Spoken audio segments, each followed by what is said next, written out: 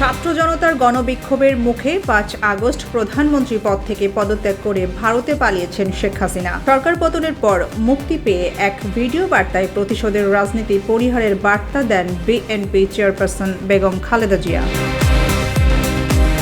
খালেদার এ বক্তব্যে স্বাগত জানিয়েছেন শেখ হাসিনার পুত্র সজীব ওয়াজেদ জয়। একই সঙ্গে বিএনপির সঙ্গে অতীতে যা হয়েছে তা ভুলে যেতে বলেছেন তিনি। জয়ের বক্তব্যের বরাত দিয়ে এক প্রতিবেদনে এ তথ্য জানিয়েছেন বার্তা সংস্থা রয়টার্স।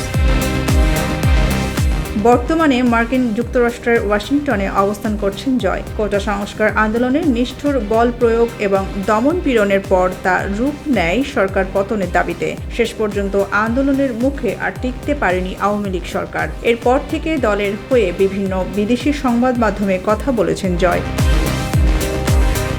শনিবার রয়টার্সকে জয় বলেন, খালেদা জিয়া তার বক্তব্যে অতীতকে না টানার কথা বলেছেন।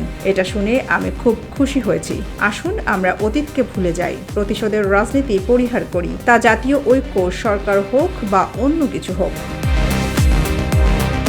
৮ আগস্ট নোবেল বিজয়ী অধ্যাপক ডক্টর ইউনূসের নেতৃত্বে অন্তর্বর্তীকালীন সরকার গঠন হয়েছে বাংলাদেশে। পরবর্তী পরিস্থিতিতে বাংলাদেশে দ্রুত নির্বাচন চান জয়। তিনি বলেন, অবাধ ও সুষ্ঠু নির্বাচন করার মতো আমাদের শান্তিপূর্ণ গণতন্ত্র রয়েছে। জয় আরও বলেন, আমি বিশ্বাস করি রাজনীতি ও সমঝোতা খুব গুরুত্বপূর্ণ। আমরা তর্ক করতে পারি, আমরা কোনো বিষয়ে অসম্মত হওয়ার বিষয়ে একমত হতে পারি। আমরা সবসময় সমঝোতার পথ খুঁজতে পারি। এই মেয়াদের পর আমার মা যেভাবেই হোক অবসর নিতে চেয়েছিলেন। দল যদি আমাকে চায় হয়তো রাজি হব। বিষয়টি আমি নিশ্চিতভাবে বিবেচনা করব।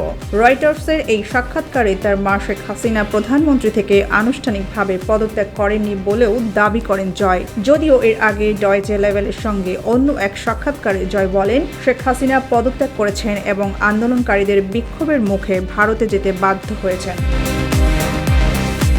অপর এক বক্তব্যে জয় আরও বলেছিলেন, বাংলাদেশের মানুষ আমাদের পরিবারকে বারবার অপমান করেছে। সুতরাং এখন আমরা বিশেষ করে আমার মা আর রাজনীতি করবেন না। কিন্তু এমন বক্তব্যের পরদিনই বিপরীত কথা বলেন তিনি। জয় বলেন, আওয়ামী হারিয়ে যাওয়ার দল নয়, আবার ঘুরে দাঁড়াবে।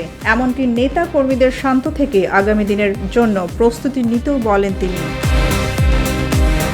অপরদিকে মুঠোফোনে নেতাকর্মীদের চাঙ্গা থাকার বার্তা দিয়েছেন সাবেক প্রধানমন্ত্রী শেখ হাসিনাও। তিনি বলেন, তারা কাউকে মারলে তোমরা বলবে অমুককে মারলা কেন, জবাব দাও।